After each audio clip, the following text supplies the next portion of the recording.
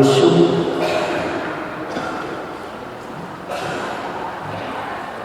sekarang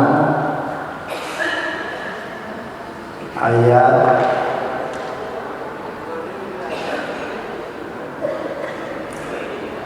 mulai ayat 7 ayat 8 surat Yusuf ayat 8 sekarang.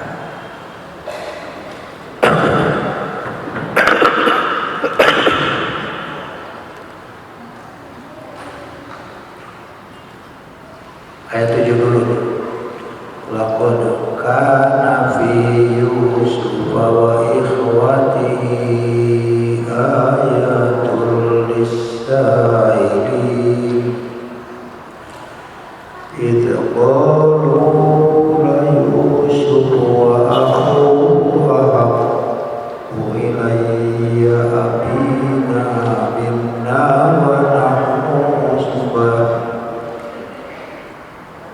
inna abana lafi dhalalin mubin uqtulu Yusufa abtahuhu Allahu lakum wajhu abikum wa takunu min ba'dikum an-salihin. Sampai sini dulu. Mulai ayat 1 sampai dengan ayat 6 itu satu ruku.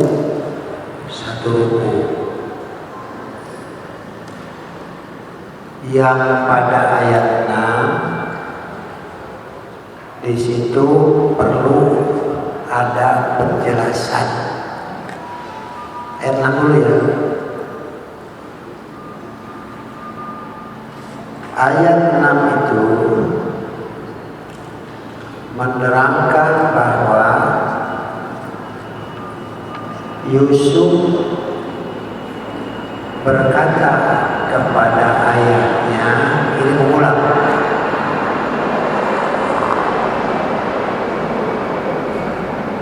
Ya abati inni ra'aitu ahada asyara kawkaban wasyamsa wal qamara ra'aituhum li sajidin. Ini diulang supaya nyambung ya.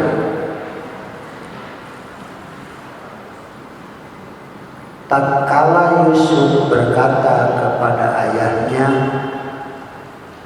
wahai ayah, sesungguhnya aku telah melihat 11 bintang,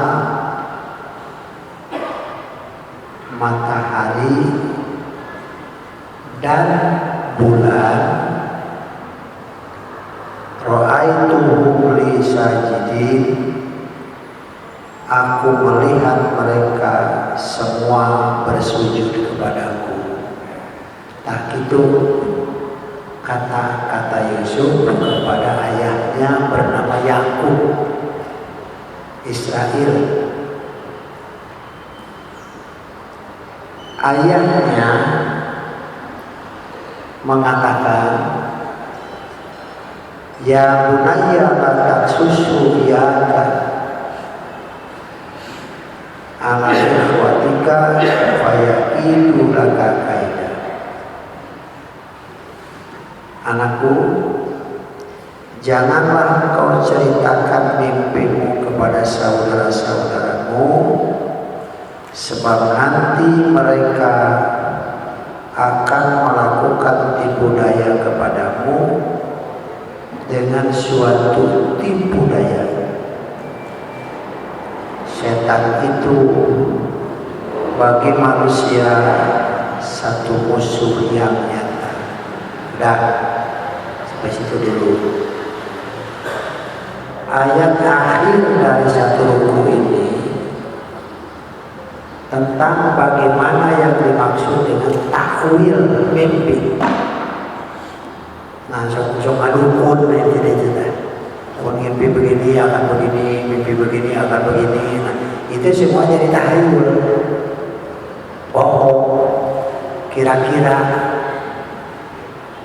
Nah ini ayat 6 dulu. Wa kadzalika yastabika rabbuka wa yu'allimuka min ta'wilil ahadits wa yutimmu ni'matahu 'alaika wa 'ala ali yaqub kama atammaha 'ala abawaika min qablu Ibrahima wa Ishaqo inna rabbaka alimun hakim. Tamat. Ruku pertama. Ini tentang takwil mimpi. Ayatnya begini. Dan demikianlah Tuhanmu akan memilihmu dan ia akan mengajar kepadamu takwil mimpi-mimpi. Wa yutimma ni'matahu 'alaika wa 'ala ali Yaqub dan seterusnya.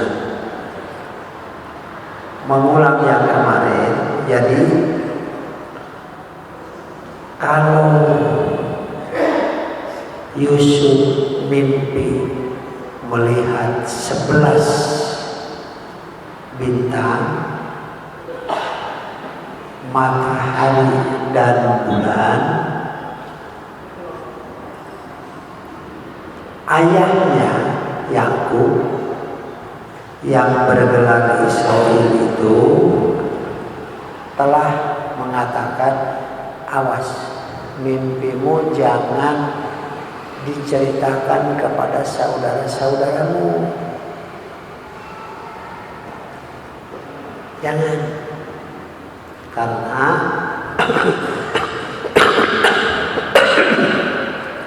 nanti saudara-saudaramu itu akan melakukan tindakan-tindakan yang diimami oleh setan. Itu kata Yakub kepada Yusuf. Yang setan itu musuh yang nyata bagi manusia. Kata-kata Yakub kepada Yusuf setelah mendengar apa yang diceritakan Yusuf tentang mimpinya itu, maka Yakub sudah membayangkan, sudah menggambarkan nanti saudara-saudaranya yang 11 itu, 11 ya, akan melakukan tindakan-tindakan yang dipengaruhi, yang didorong, yang diimami, yang diilhami oleh syaitan. Sudah dijelaskan pada bagian yang bukan iblis ya, syaitan. Nah, ternyata ayat yang ke-6 yang kita baca sekarang ini, takwil itu diajarkan oleh Allah, diwahyukan oleh Allah apa yang dimaksud oleh mimpi itu. Ayatnya begini, wa kadzalika yastabika rabbuka wa yu'allimuka min ta'wilil ahadits. Dan ia Allah akan mengajar kamu bagaimana takwil daripada mimpi-mimpi itu. Artinya seseorang bisa mentakwil mimpi itu berdasarkan apa yang Allah ajarkan. Artinya apa yang Allah wahyukan. Maka selain Nabi, selain Rasul, apabila mentakwil mimpi, maka takwil itu jadi tahayul. Takwil itu bohong. Takwil itu hanya kira-kira doang, gitulah istilahnya. Kenapa? Karena seorang nabi pun dapat mentakwil mimpi itu karena wa yu'allimuka min ta'wilil ahadits. Ini kan ayatnya. Allah yang mengajar seseorang untuk mentakwil apa dari takwil mimpi itu. Nah, ternyata apa yang dikatakan oleh Yakub kepada Yusuf, apabila kau menceritakan mimpimu kepada saudara-saudaramu, nanti saudara-saudaramu akan melakukan tindakan-tindakan yang dipengaruhi oleh syaitan. Bagaimana tindakannya? Mulailah dari ayat ke-7 terus berlanjut sampai akhir. Inilah yang dimaksud dengan payakidu laka kaidah. Saudara-saudaramu akan melakukan tindakan-tindakan yang dipengaruhi oleh syaitan, yaitu al-hasadu, hasud.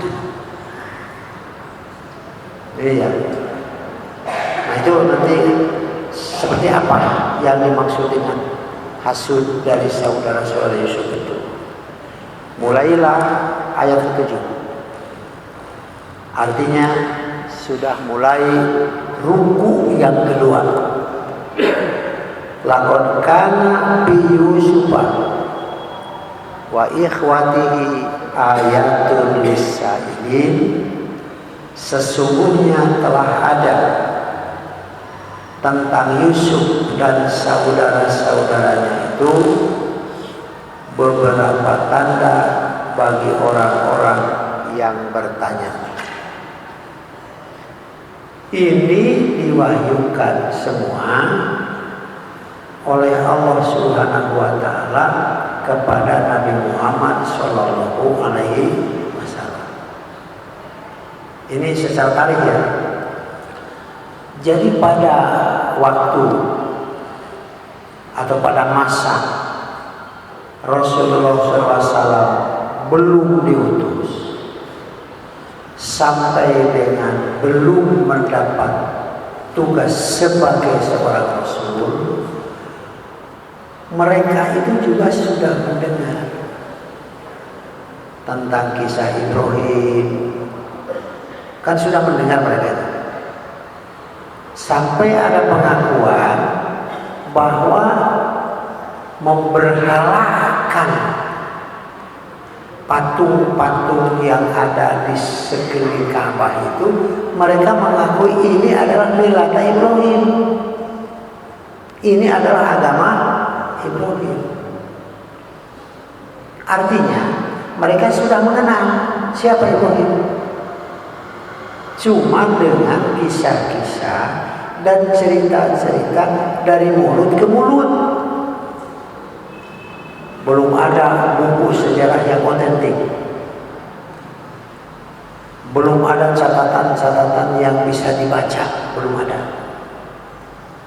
Jadi dari mulut ke mulut, dari mulut ke mulut, dari mulut ke mulut. Terutama, nih, agak nyimpang sedikit, yang diceritakan oleh orang-orang pemegang Taurat.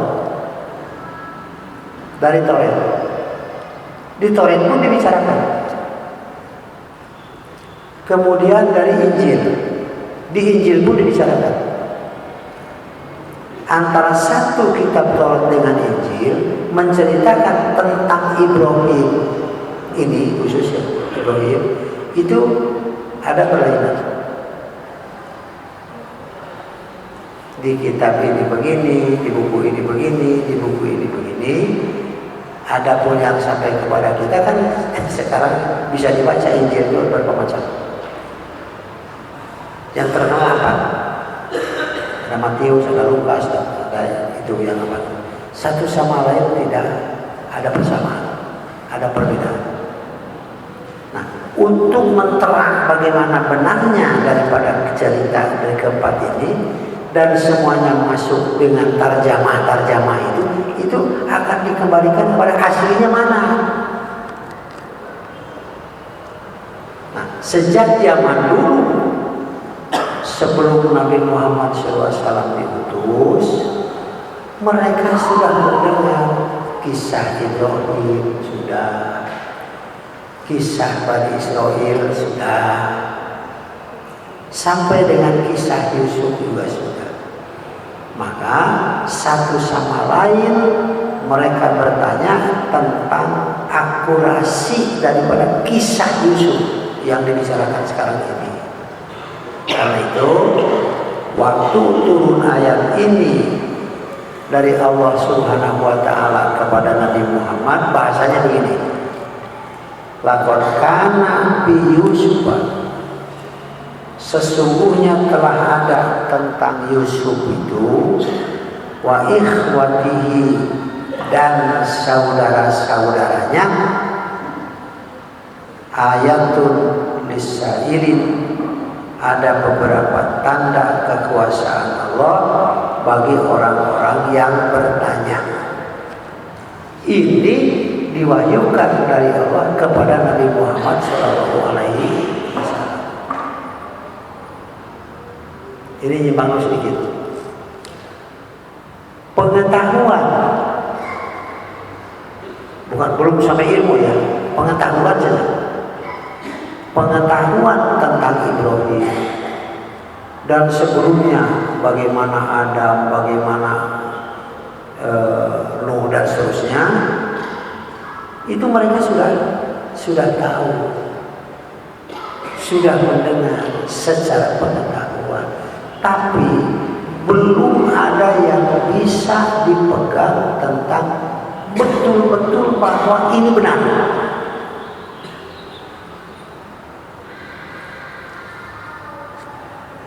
Ini betul-betul menjadi satu pegangan yang bisa dipertanggungjawabkan. Nah, di ayat yang sudah kita baca, sungguh telah ada firman Allah kepada Nabi Muhammad, bi Yusuf, tentang Yusuf itu, wa ikhwatihi, dan saudara-saudaranya, ayatul lisailin, tanda-tanda kekuasaan Allah bagi orang-orang yang bertanya. Siapa yang bertanya itu? Termasuk Nabi Muhammad yang hanya mendapat pengetahuan dari berita-berita seperti umumnya orang-orang mendengar berita seperti itu. Maka wahyu inilah yang menjadi pemutus. Kalau tidak beriman kepada Nabi Muhammad sebagai Rasul, tidak beriman kepada Quran, siapapun tidak akan mendapat data yang jelas, tidak akan mendapat pegangan yang betul-betul bisa dipertanggungjawabkan. Pakai perbandingan ya. Kalau nggak salah di sini saya pernah mengemukakan begini.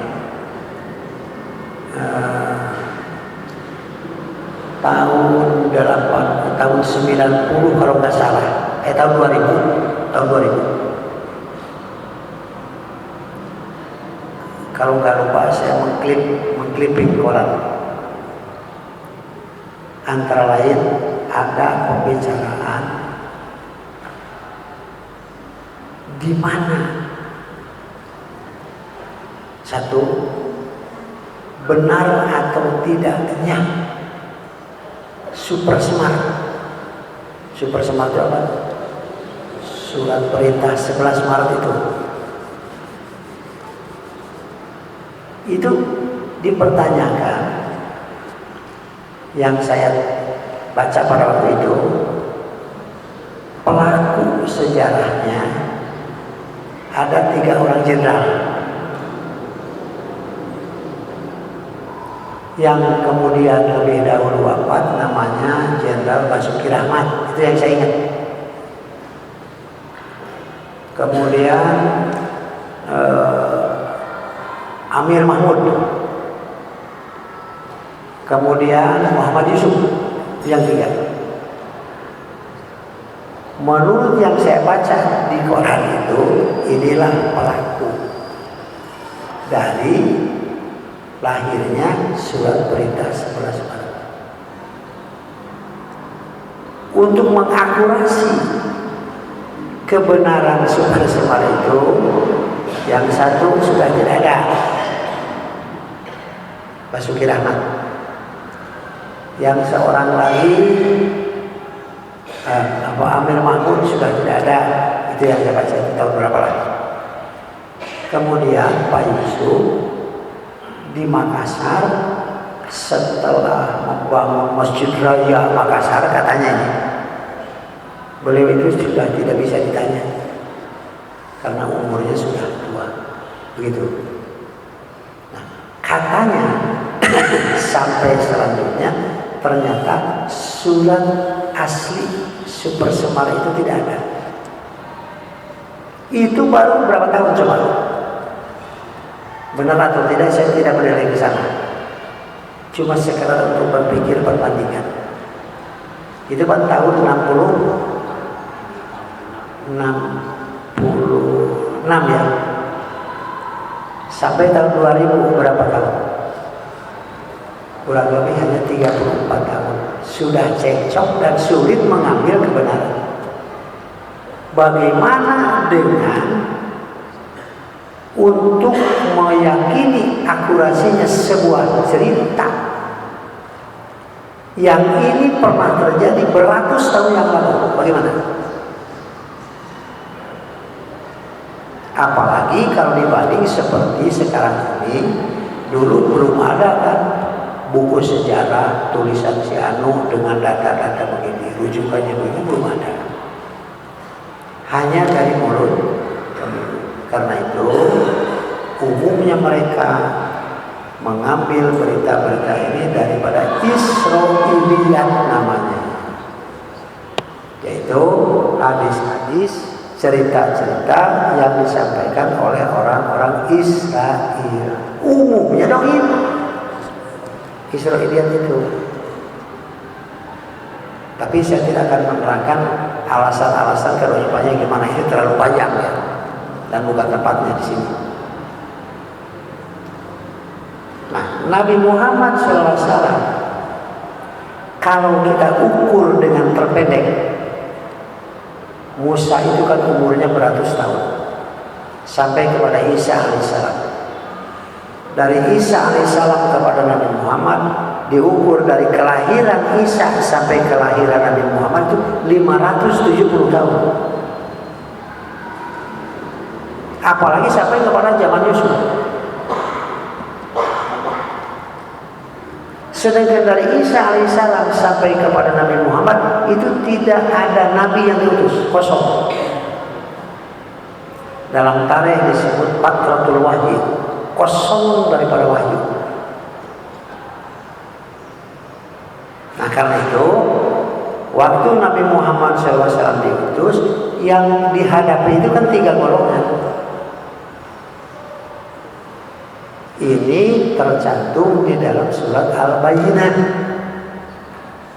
Itu lam yakunil ladzina kafaru min ahlil kitabi wal musyrikina munfakina hatta ta'tiyahumul bayyinah. Rasulun minallah yatslu suhuban mutahharah fiha kutubun qayyimah. Nah, tidak terjadi kafir-kafir itu, yaitu minnya di situ tafsiriyah, min ahlil kitab wal musyrikin, yaitu ahlul kitab dan kaum musyrikin. Ahlul kitab itu satu Yahudi dengan Tauratnya, kedua Nasrani dengan Injilnya, yang ketiga para penyembah berhala. Itu disebut al-musyrikin. Jadi 3 golongan yang dihadapi oleh Nabi itu, 3 golongan. Satu Yahudi dengan Tauratnya, kedua Nasrani dengan Injilnya, ketiga musyrikin, yaitu para penyembah berhala yang mengaku beragama Ibrahim. Yang tiga ini, semua itu oleh Quran diterangkan. Bukan hanya menerangkan sejak turunnya kitab-kitab itu, tapi Quran menerangkan dari awal kejadian manusia, laki-laki namanya pun disebut, yaitu Adam. Istrinya pun disebut, namanya Hawa. Kisahnya seperti ini. Itu ada di dalam surat Al-Baqarah yang kemudian beratus-ratus ayat kemudian menjelaskan apa yang dimaksud pada Al-Baqarah tentang kejadian manusia itu. Nah, di sini tidak terlalu panjang ya. Rasulullah SAW diutus Allah Subhanahu wa Ta'ala, dicantumkan ayat pertama dari ruku yang kedua, laqad kana fi Yusuf, sungguh telah ada pada Yusuf itu, wa ikhwatihi, dan saudara-saudaranya, ayatul lisailin, tanda-tanda kekuasaan Allah bagi orang-orang yang bertanya. Nah, ini yang dimaksud. Siapa yang dimaksud as-sailin itu siapa?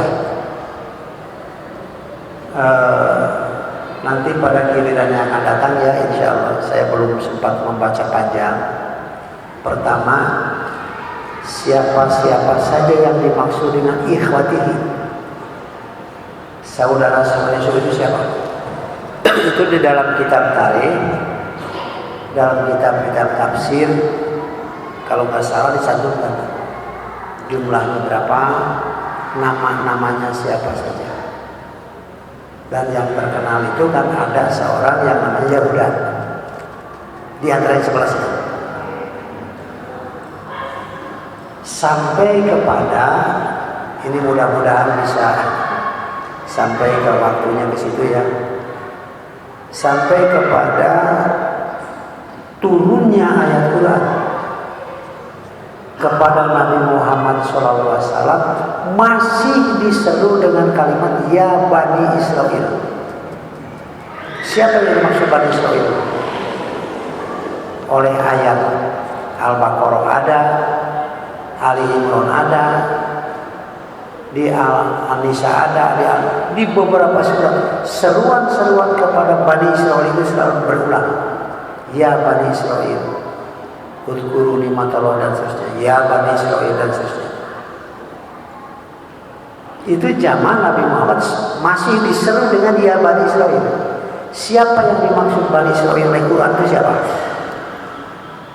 Nah, kalau itu nanti kita akan mengetahui, walaupun tidak selengkap pengulik, orang yang ngulik ya, dengan membaca dari surat Yusuf ini. Tidaklah awalnya panggilan ya Bani Israel teh itu ya, yang menyangkut ahlul kitab Taurat dan ahlul kitab Injil.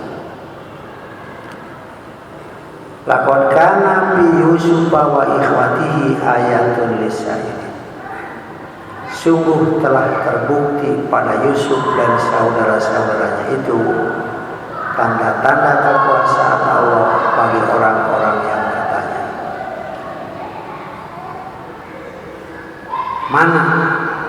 Mana yang dimaksud? Kana fi Yusuf wa ikhwati ayatul lisaili teh nu mana? Mana yang dimaksud dengan ayatul lisaili itu mana? Mulailah ayat yang kedua pada ruku ini, yaitu ayat ke-8. Idh qalu li Yusuf wa akhuhu ahabbu ilayya abina minna wa nahnu musbatun. Inna abana lafi dholalin mubin.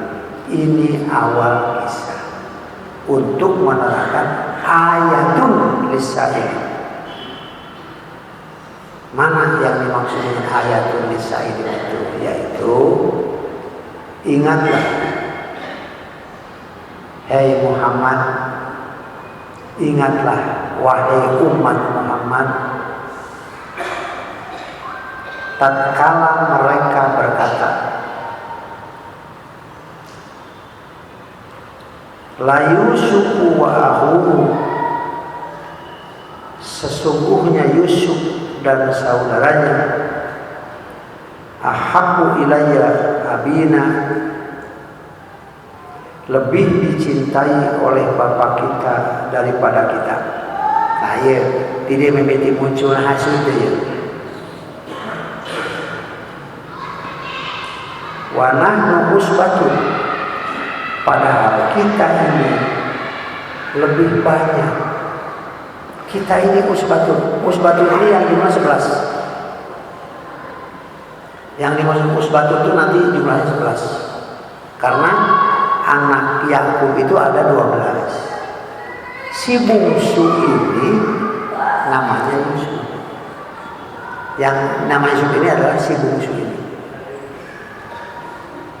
Inna abana lafi dholalin mubin, sesungguhnya bapak kita ini adalah dalam kesesatan yang nyata. Kita periksa dulu sedikit ya. Kita periksa sedikit begini. Rasulullah SAW dengan wahyu dari Allah Subhanahu wa Ta'ala mengkisahkan kejadian beratus tahun yang lalu sampai mengatakan, sampai menerangkan kalimat idqalu, tatkala mereka berkata, apakah keberanian Rasulullah SAW menyampaikan ini? Beliau kan tidak menjadi saksi yang langsung mendengar waktu mereka berkata, idqulu, tatkala mereka berkata. Siapa? Yang 11 ini, yang 11 ini, la Yusuf, sungguh Yusuf itu, wa akhuhu, dan saudaranya, ahabbu ilayya abina mimma minna wa nahnu usbatun, lebih dicintai oleh bapak kita daripada kita. Jadi kalau dikeluarkan maaf ya, banyak anak dan kita suka halaman itu ya.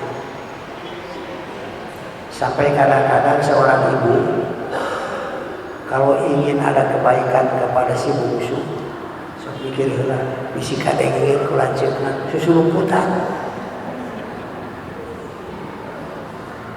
Kenapa? Ini dalam tarikh di Quran ada. Tuhnya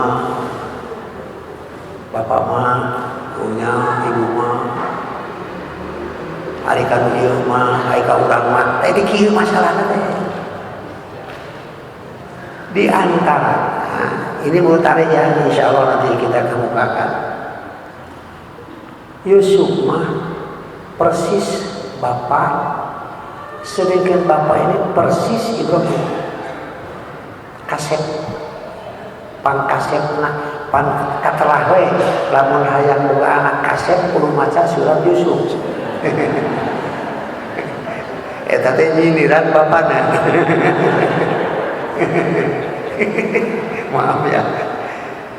Cek indungna anu keur hamil supaya anak ulang teh kaset kudu maca surat Yusuf. Itu permintaan si ibu kepada suaminya. Hai suaminya teh jual maca surat Yusuf, bodoh maksudna menyindiran.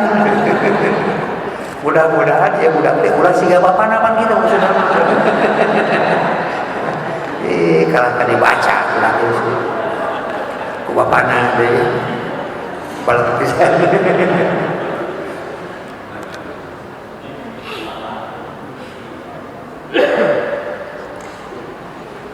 Akibat daripada hasud itu, ini maaf ya, ini dalam keluarga, bapak, ibunya tidak disebut di sini. Nanti kita bicarakan ibunya bagaimana kasusnya. Nah ini bapaknya, ini anak yang 12 ini di keluarga. Lamun di partai itu tak ketua umum, tak sekul, tak per anggota. Jangan kaget kalau di situ kadang-kadang orang berebut kursi, berebut jabatan, itu kaget. Kenapa? Habis untuk apa ada di situ kalau bukan tujuan itu? Nah, timbul ini, timbul itu kaget biasa. Karena itu ada yang sudah berani mengatakan, berani ya, saya menyesal terjun ke bidang politik. Panyate lain kieu gitu ya. Itu setelah berhadapan dengan hukum yang dulu waktu mengambilnya itu merasa untung. Merasa untung, merasa hebat. Nah, setelah terjadi kejadian begini, timbul penyesalan yang kalau semua harus dikembalikan dan kembali kemuliaan dan kehormatan dirinya, barangkali berani membayar lebih. Tak mungkin nukil di Quran surat Yusuf ayat yang sudah kita baca. Inilah yang dimaksud dengan asyaiton. Yusuf, jangan kau ceritakan itu kepada saudaramu. Mengapa? Karena inna syaitona lil insani adu tong di bahanan setan teh kejadi modal untuk mencelakakan diri kamu. Tong diomongkeun kade. Nah, lalu ayah Yusuf yaitu Israil, gelar Nabi Yakub, ku Allah Subhanahu wa taala diberi wahyu nanti akan kejadian-kejadian seperti itu. Dan ini semua diwahyukan kepada Nabi Muhammad SAW untuk menjadi ibrah. Bagaimana umat Nabi Muhammad wajib berusaha agar anaknya menjadi waladin sholihin yad'ulah. Nah gitu kita gitu. Ya, implementasinya itu sebagai umat Rasulullah SAW. Idqalu la Yusufu wa akhuhu ahabbu ila abina minna wa nahnu usbatun inna abana lafi dhalalin mubin. Sesungguhnya ayah kita itu berada pada kesesatan yang nyata. Nah, jadi sudah mulai melontarkan penilaian.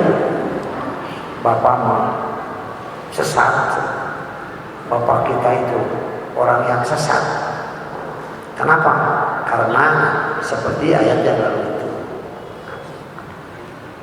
Lalu apa yang mereka lakukan dengan kata-kata inna abana labi dolalin, urang tipu bersama bapak teh. Nah, dimulailah kebohongan ini muncul, yaitu untuk melaksanakan kehasudan kepada Yusuf, dan mereka sudah merencanakan untuk menipu ayahnya sendiri, untuk membohongi ayahnya sendiri.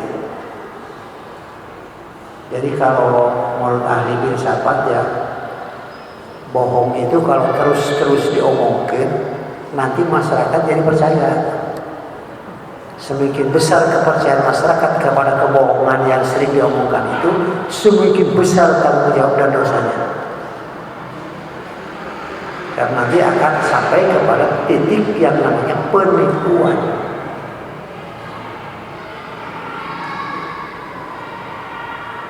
Uqtulu Yusuf, tega anak Nabi kaki.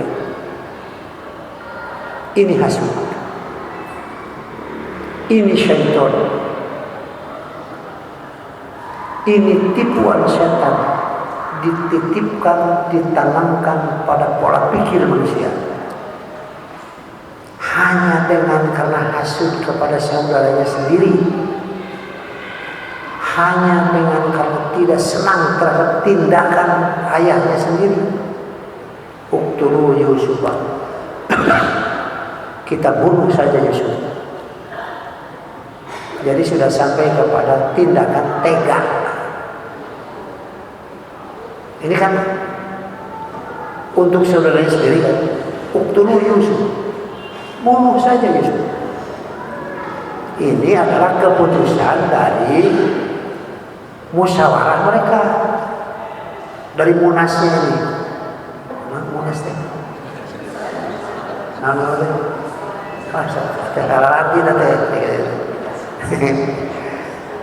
Dari rundingan mereka itu, dari musyawarah mereka itu, diambillah satu keputusan.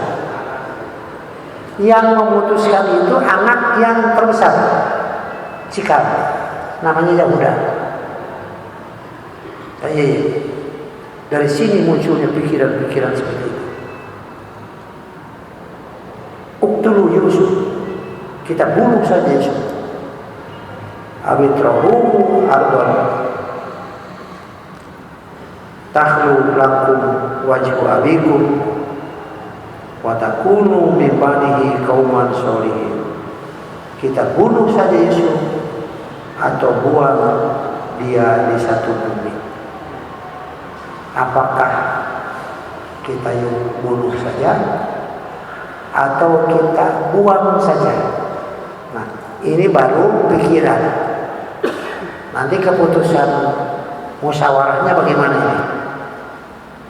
Ini kan baru saran. Ada yang menyarankan bunuh saja, ada yang menyarankan kita buang saja. Tujuannya hanya satu,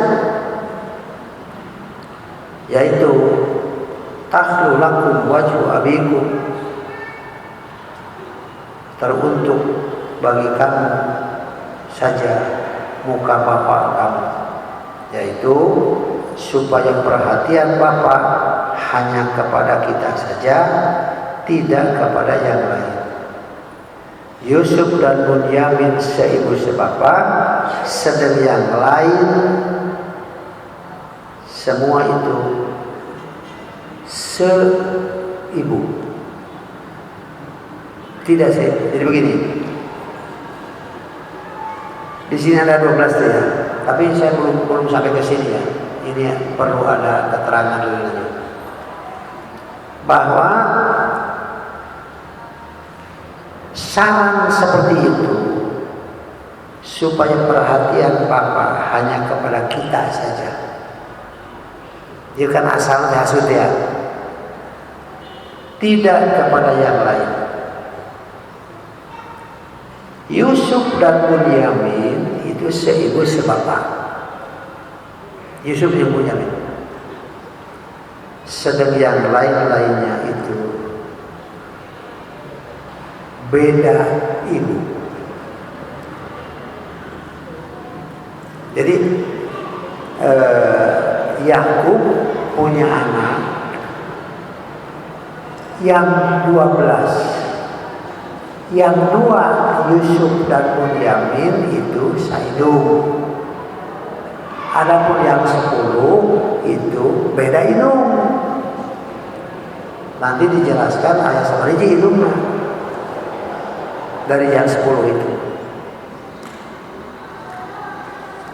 Yang seibu kan hanya 2, itu Yusuf dan Bunyamin. Yang 10 ini sama anak Yakub tapi beda indung. Uqtulu Yusuf awitrahuhu ardon tahlu lakum wajhu abikum wa takunu min bani qauman sholihin, dan nanti sesudah itu kamu menjadi satu kaum yang soleh. Sesudah kita membuang Yusuf, kita bisa bertaubat untuk menjadi orang-orang yang baik. Itu kelakuan setan. Sok dosa orang ikut ketobat. Itu kelakuan anu pengaruh setannya ada gitu. Mereka tanya.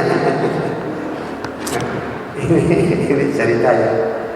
Ada seorang yang sudah pensiun lah apa gitu. Lalu betul ngaji. Cerita. Pak Ustadz, dulu itu saya tahu judi itu haram. Dan kalau berjudi itu sudah terasa bahwa saya melakukan yang haram. Tapi untuk menenangkan perasaan, untuk menenangkan pikiran, maka saya keluarkan zakatnya. Saya tanya berapa persen? Kadang-kadang sampai 10% kalau menggunakan narkoba. Tapi setelah mengeluarkan zakat itu dikasihkan kepada yang minta-minta, kepada miskin. Kena asal itu bukan dosa. Main deh. Judi lagi. Tapi karena kalaupun mengeluarkan zakatnya itu dan judi itu terus dilakukan, maka timbul rasa buah-buah zakat itu sah. Jalan tertentu itu syariat apa? Jadi timbul barangkali barangkali zakat ini juga tidak sah. Nah, kalau begitu begini saja. Nah, dia judi lagi, dan sebelum judi itu sudah berniat nanti setelah judi taubat. Iya kan? Kelakuan dulu Yusuf teh ya. Kita bunuh saja Yusuf, nanti kita bertobat. Dengan tobat itu kita jadi orang baik, begitu kita.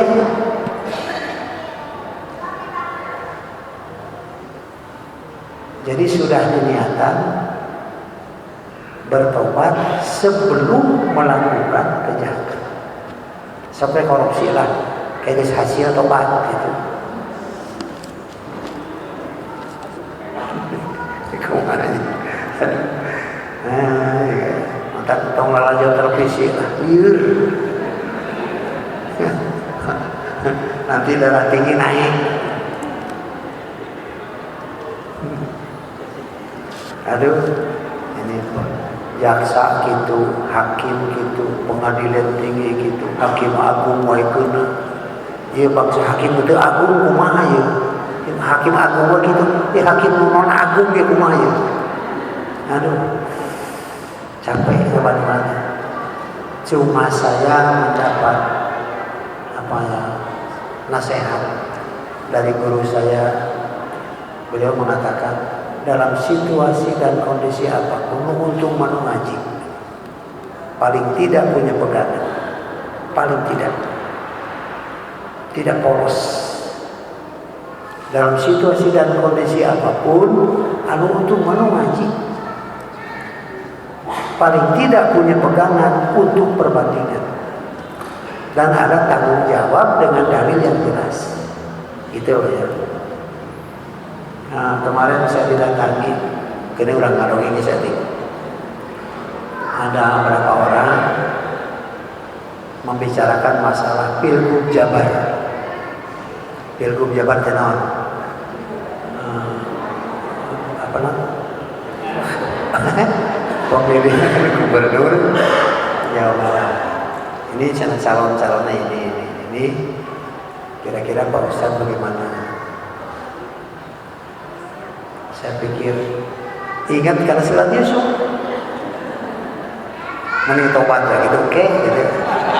Kurang tarima we kana duitna. Hasil tobat we kan gitu ya. Aduh, setan gitu ya. Nah itu. Saya pikir curhat setan, kita datang ke setan lain gitu. Kalau baca ayat ini ya, datang nawaran ini. Saya mengatakan begini, saya biasa berbicara kepada umat, baik dalam pengajian atau kesempatan lain, bahwa bagi umat Islam memilih pemimpin itu sudah jelas ada Qurannya, ada ayatnya, ada hadisnya. Maka bagi yang biasa ngaji, jangan bertanya kepada A, bertanya kepada B, jangan. Tapi tanggung jawab nanti di yaumul qiyamah, mengapa Anda memilih yang itu? Itulah pendirian saya. Tinggal ngomong deui cari sih. Ngomong si gana rek itu tulus. Ting di bawah deui urang. Sabodoh bawah deui. Nah, maka sebelum berangkat saya mengatakan mohon maaf, di sini hanya ada air bersih. Silakan minum. Coba cai kita. Mohon maaf, saya tidak bisa menyuguhan apa-apa, hanya bisa menyuguhan air bersih dan silakan minum. Nyari nunggu balik. Kardin teh maksudnya. Di rumah kan ayat saya kira. Silakan. Itu mah lakon kepada. Lakon tadi kita kene tapi kayak lagi gitu. Nah, di sini kita baca sampai ayat 9, nanti mulai ayat 10 bagaimana musyawarah itu.